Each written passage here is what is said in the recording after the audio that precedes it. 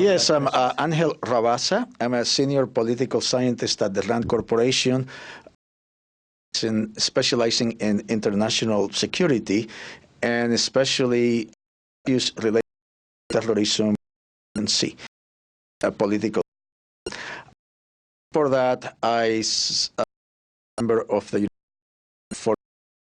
I was a co-author of a book with Steve Larrabee, who I'm sure you're familiar with, called The Rise of Political Islam in Turkey, that has to do with AP, coming to power, and it's.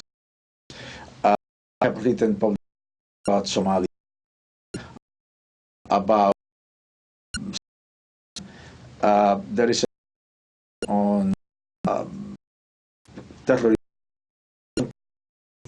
Uh, broad international security issues were also more specifically relating to terrorism. And I have been in Turkey, State Department, and I was a Turkish officer back in the 80s. Well, I think for and of solution to the problem of terrorism in the Middle East, only in the Middle East, because terrorists in Indonesia, in Africa, Europe, so it's a global phenomenon.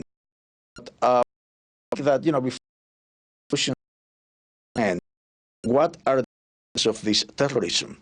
Now, terrorism is itself a tactic. I mean, it's something that can be used by groups of very different ideological persuasions to try to obtain political. And, you see groups like the Irish terrorists in the United Kingdom, Basque terrorists in France, and it's a terrorist in Northern Europe, and they're violent, and that's they come from very different ideological persuasion, and the terrorist is meant to a particular agenda.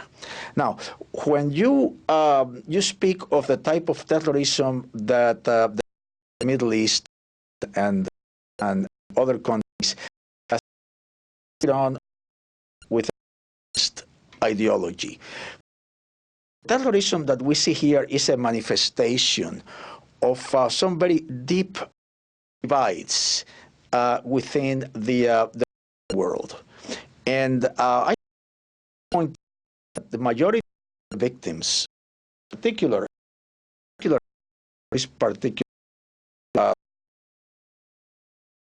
because sometimes we in the ourselves as a victim. I mean, far more Muslims killed by radical Islamists of other religions. So that's something we kept in mind, that it's a product of a conflict, of an ideological conflict within countries, and it's and divide. On the one hand, the vast majority who are peace-abiding, who are but say mainstream Muslim practice in a have century, and then you small, by and large, small sector of the population who are motivated radical ideas, and they're to force the majority of people in Muslim majority countries. Now, you see, doing example or adherence to this particular ideology, these religious shrines and monuments in in Africa. We see that the radicals who have taken over the city of Timbuktu have practically destroyed the religious heritage in Africa. During the war, they destroyed many monuments had been created during the Ottoman period in Bosnia.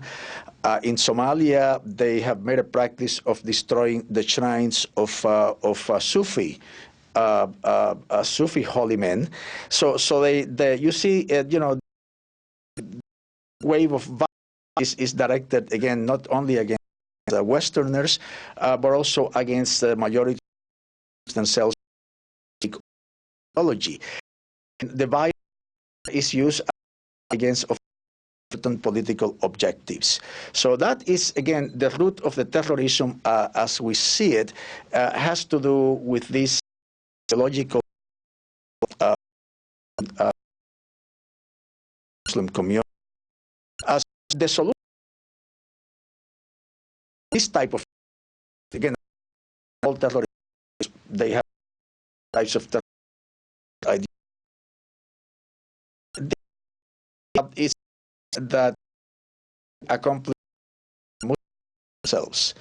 Non-Muslim in the United States and Europe support.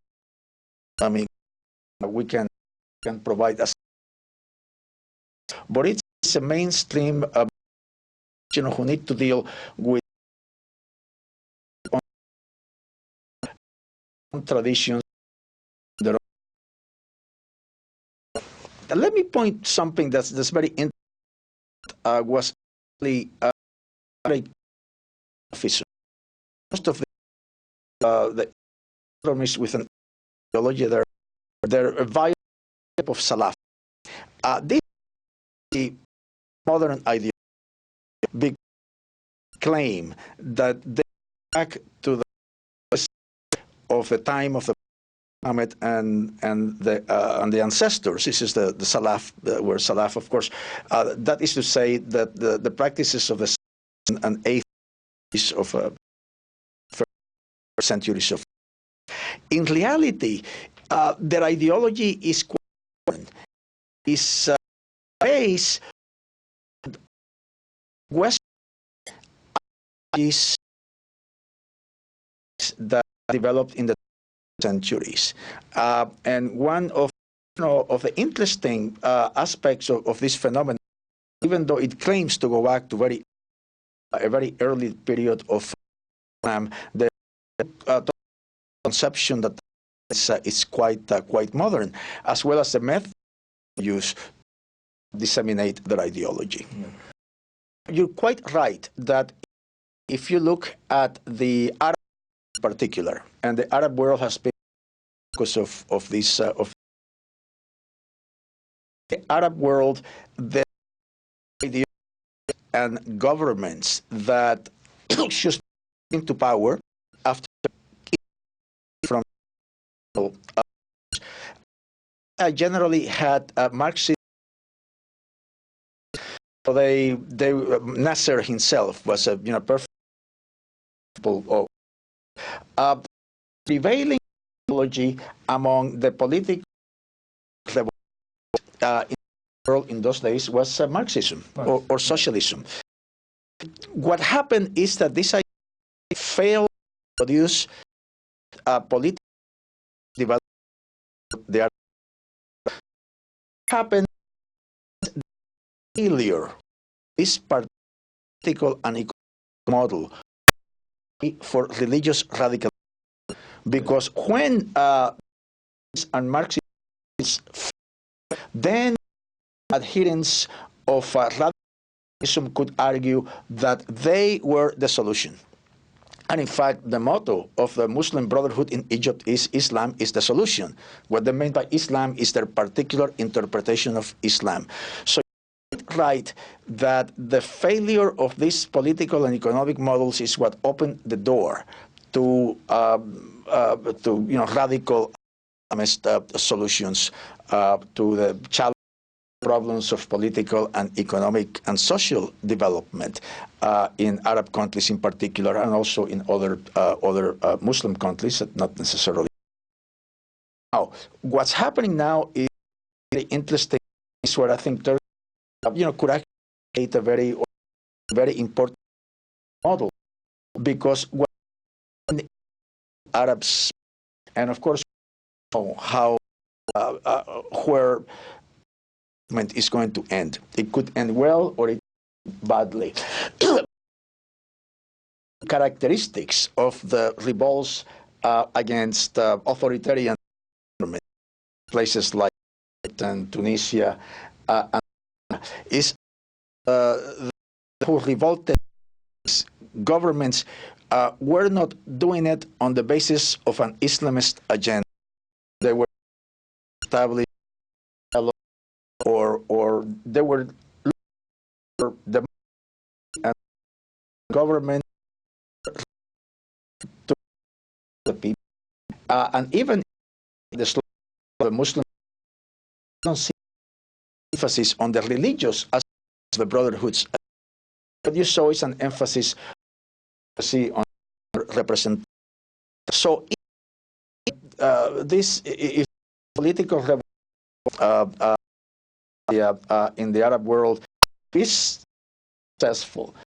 Is successful in bringing a degree of democratic responsive governance that have democracy, have always been authoritarian rule in form or another. But if they can do that, if they can government responsive to the people, then what they are is their action for radical who argued about this type of change is through violence. So this the winds of the sails of government that's more powerful. There is a downside to that on the that revolution and what has happened in Egypt and Tunisia and Libya and it's happening in Syria is of course a revolution. There is a period of terror, of chaos that can be inspired by radicals. I mean, they may be small, they may not have popular support, but because it's weak and the organized and the security service have disappeared, they can. And I think this is the explanation for this terrible incident in Libya. From what I know, the people in Benghazi is a city that was saved from destruction, you know, the Western, including Turkey, into. There is great and for place,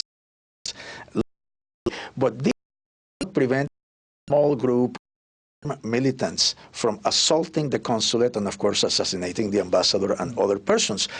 These obviously are people who represent the views of the Libyan people because of authority, because the government is not organized enough to make law and order to prevent, like they were able to do that.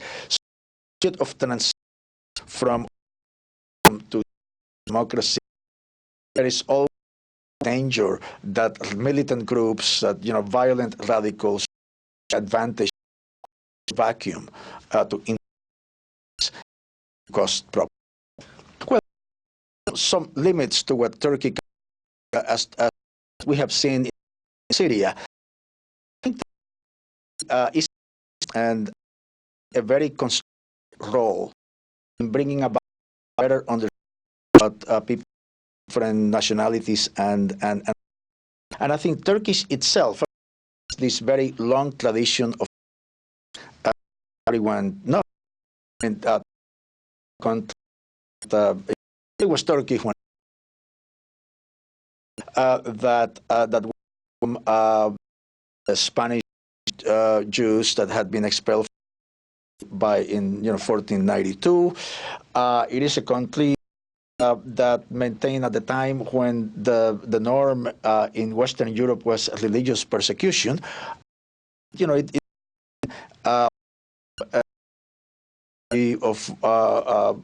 Of different religions and groups. So Turkey has a very strong, history, tolerance. And also in the practice, the practice of religion in Turkey has always been, very very tolerant. We when we look political Islam in Turkey, we quote that show that while the majority of Turkey were practicing Muslims, that in fact they did high levels for individuals, people. Definitely, But from the Quran. yes, that have been seen in day-to-day practice, in daily Turkey, in the poll.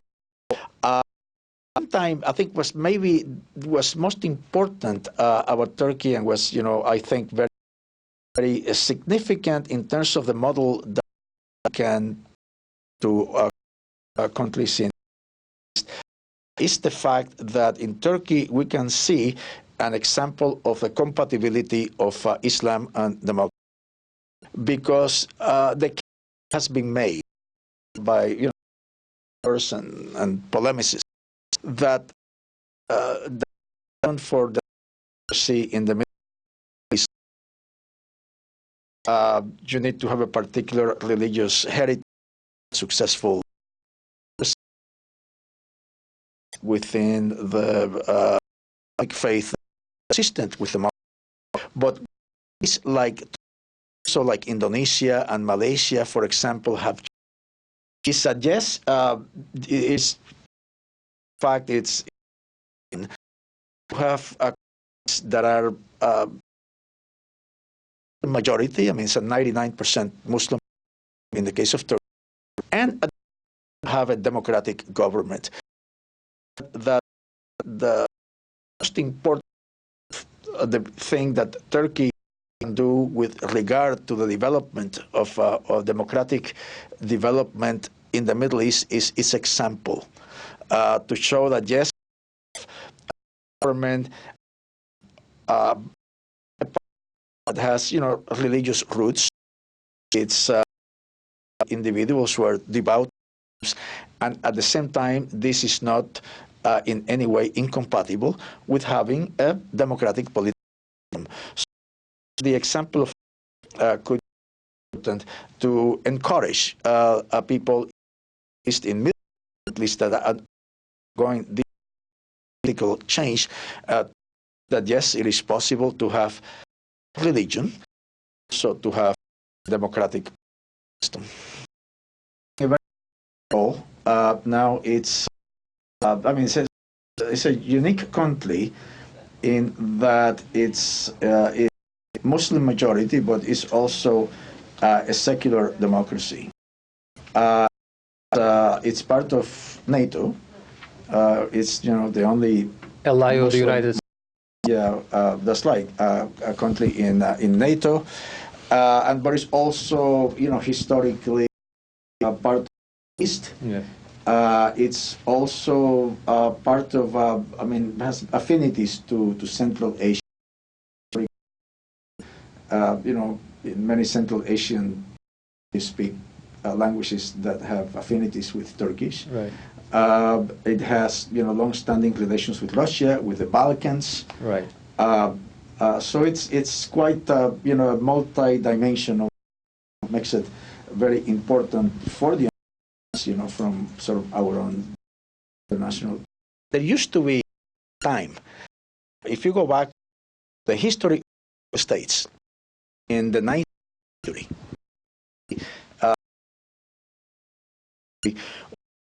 States had a very large of people,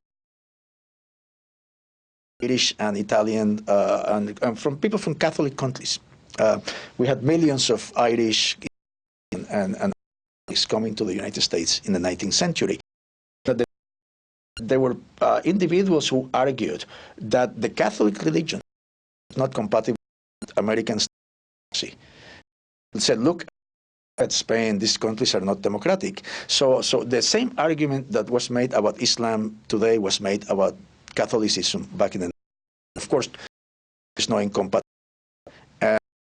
And Catholics in Europe, all democratic. So the same, I think, is true of that that is a false argument that is made that the particular religion is not compatible with a democratic political system. That it has to do really with culture and with the willingness of people, to accept the values of democracy. And your other question is about tolerance. And yes, it is. Tolerance is, again, it's one of the values that we consider to be important. I mentioned that earlier that I'm not sure that I want to use the mother to Muslims because it implies that less, maybe strong in their support of the religion otherwise, and that is not the case. But the type of Islam that again that's opposed to this or the attack by this the radical sector has characteristics, and one of the characteristics that I would ascribe to the type of Islam that I think should be defended is respect for the rights of women and religious minorities, and I think we see that in Turkey. So that's whereas we see those rights being suppressed in places where radical are in power, in places like, for example, in other countries as well, where we not give rights that they have in countries. Was called is a problem. I think that we find in analyzing these issues, especially with regard to the men. But sometimes we confuse religion with culture, and as you say, Islam is perfectly compatible, with respect for the rights of women and religious minorities, but sometimes local cultures are not hospitable to this type of equality, and another problem that we see in some countries is that people confuse what's kind of a cultural norm, which might not be a very good cultural norm from our perspective, with a religious obligation, and they think that the women, for example, of certain rights is a religion, but it's not something that's more morally based than. It's a bigotry, actually. Yes, yes.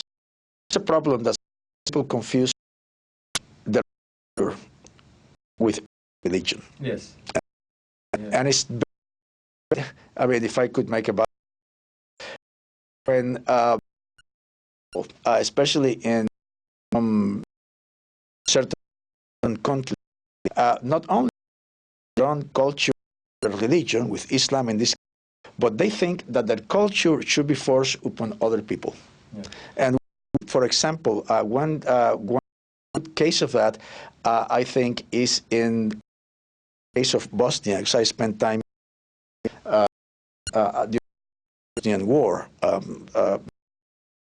in my State Department trying to support federation, and what we found is that individuals in Bosnia who were very influenced by the Saudis would desecrate beautiful mosques that under the Ottomans, and they would get rid of the decorations and would paint white, because according to them this wasn't properly. Well, of course, if they were, yes, just because such Arabia doesn't mean that they had to be such everywhere else. And this goes back before that